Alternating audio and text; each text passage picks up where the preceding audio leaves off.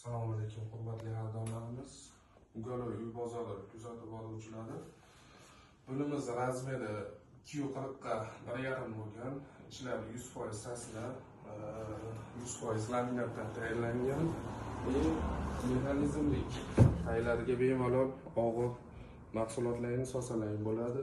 Bu mahsulotimizni bir klientimizga ertaga xudo xohlasa olib o'rnatamiz. Bu mahsulotlar ustidagi materiallar SU tekstildan olinadi. Bunimizning narxi 2,5 million so'm. Xonamizni ham bir e'tibor berib qo'yasizlar. Yakka ayaqli emas, o'rtasi polkalik. Pufilari ham hattoki dispidan tayyorlangan. E'tibor berib qo'yasizlar. Endi bunimizni razmeri 2 metrga 1,60 ligi.